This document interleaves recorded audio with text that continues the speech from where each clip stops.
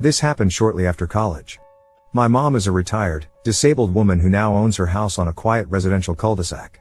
She has lived there longer than anyone else. Her neighborhood has designated parking spaces at the end of the cul-de-sac, all with the addresses of each house painted in the parking space. My mom doesn't get out much, so I use her designated parking space. At the time, we lived in the same city and I visited her weekly to bring groceries, fix broken things, cook for her, etc. My mom parked her car in the backyard of her house, since she went out so little. Mom kept busy by gardening or baking/buying cookies for the children on the street. Mom's neighbor, Ivy, never parked well. Whenever I stopped by, her car was always parked so close to my car that I had to park on the curb.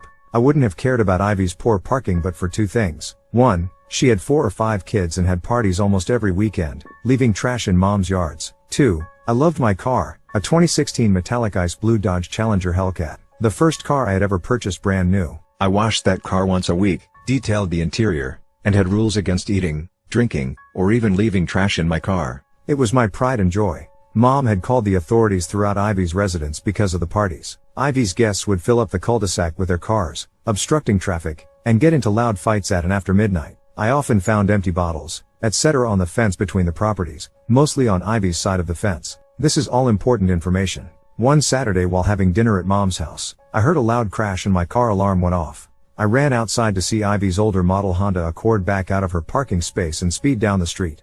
Ivy's Accord had a dent from the front bumper to the door and the headlight had popped out. I approached my Challenger with trepidation and screamed in anguish at what I saw. My car, my beautiful 3-week-old car with less than 500 miles on it, had a dent stretching from the passenger's door to the front bumper, and the right front wheel was tilted at a 30-degree angle. I was livid and in anguish as I called the authorities, filed an online claim with my insurance, and arranged for a tow truck to take my damaged car to the dealership. The estimated cost of repairs came out to $3,400. Total cost of repairs was eventually $6,500. I had a low insurance deductible but my car was parked and Ivy owed for the damages. For 2 weeks, I knocked on Ivy's door or waited for her to come home.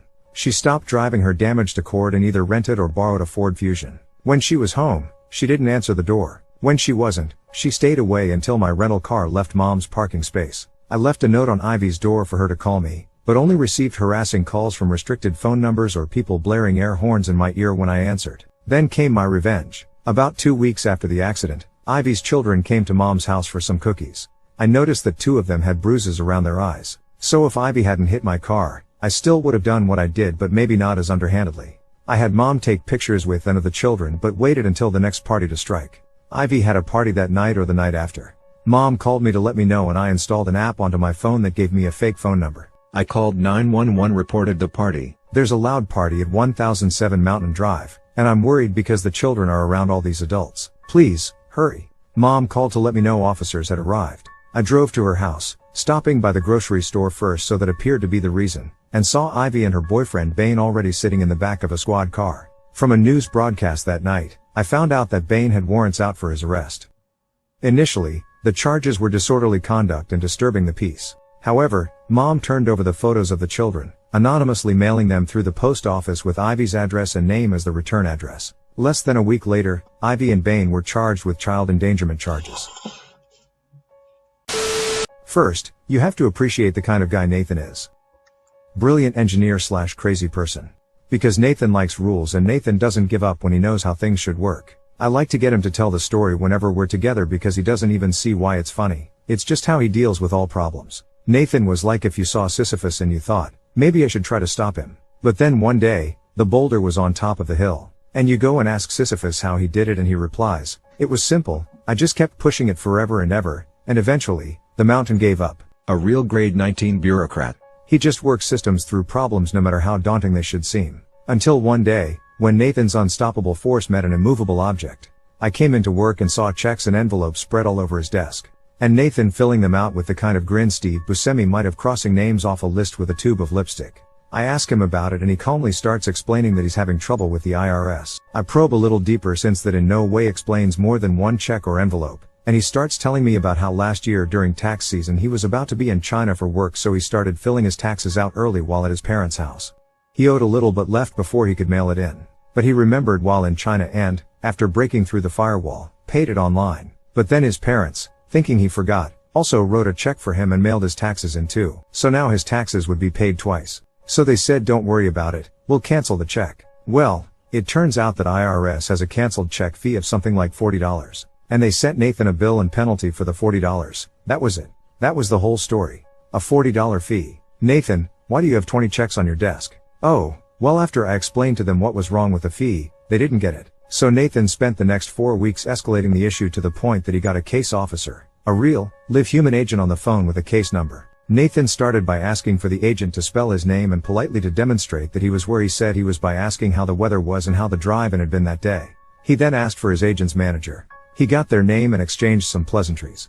He explained that his parents wrote the check but that he was the one being charged the fee. The agent explained that this was the policy of the IRS. All canceled checks will result in a $40 fee. The agent and Nathan went in rigorously compliant circles for hours exploring the rules. Nathan then calmly confirmed that it is the policy of the IRS to allow just anyone to write a check on behalf of anyone else. Yes sir, that is fine. You just need to indicate the name and zip code of the account. Second, it is the policy of the IRS to charge a $40 cancellation fee to the person whose account is indicated on the check. Yes sir, that is the policy. This means that, and I swear to God he actually asked the agent this hypothetical on the phone. I, Nathan, could write a $10 check and indicate it's for you, Mr. Agent at 1,234,567 Schenectady, New York, and cancel it, resulting in a $40 fee for you with absolutely no penalty or recourse to me. The equally compliant and rule-minded agent replied, yes sir, I guess you could. So, that's what Nathan did. And that's what he was doing with 20 checks on his desk and what he meant by IRS trouble. He was following through.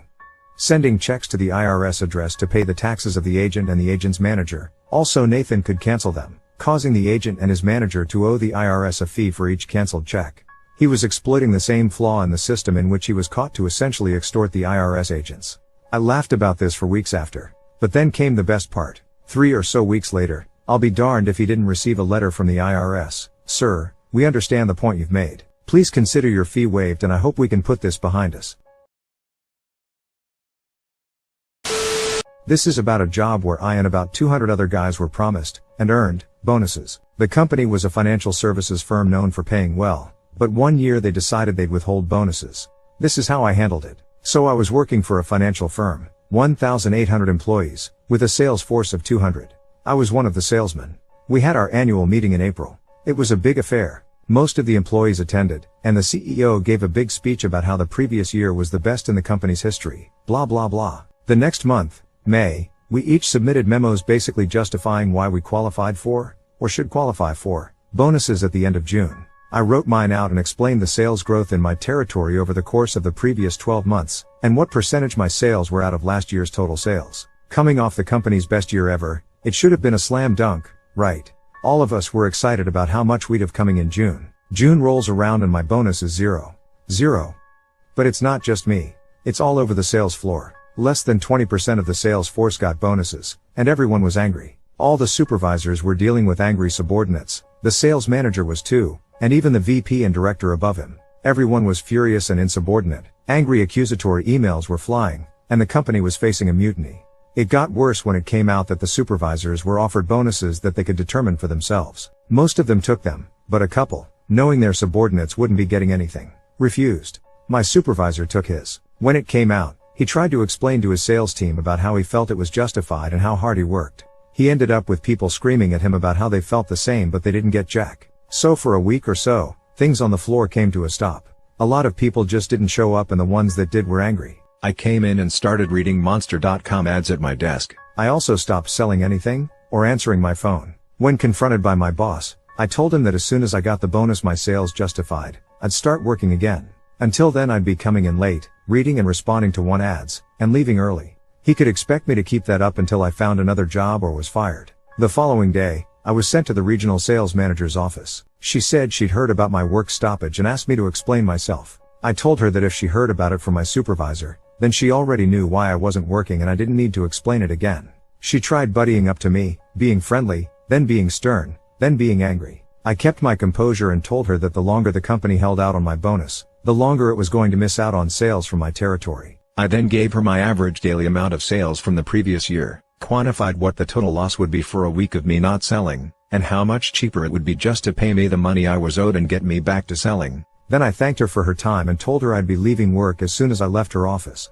And I did. The following day I came in, checked my emails, some of which were farewell emails from coworkers who quit over their bonuses, and sat on monster.com until I was told to go to the office of the national sales manager. He's the gatekeeper, he's in charge of all 200 of us. He told me he understood that I was upset, and could see why.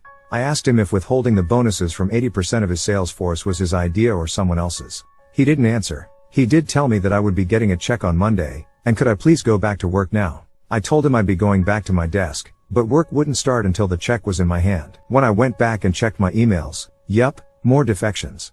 The next day, an email went out to the entire sales force. Management had taken a look at the numbers, reevaluated the financials, and determined that June bonuses would be issued shortly.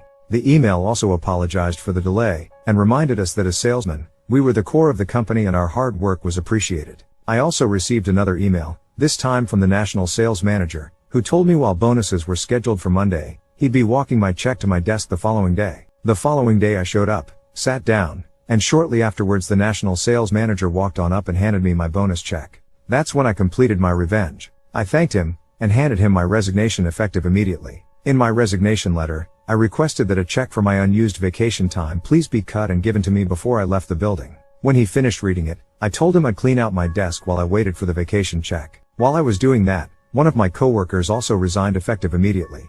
We were walked out at the same time and ended up drinking at the bar across the street. I learned later from co-equals workers that remained that even though the company issued the bonuses, they lost about 20% of the sales force in the following 2 months. Gotta love corporate greed. The company had been around over 30 years by then and was known for generous compensation and had never before played games with bonuses or payments.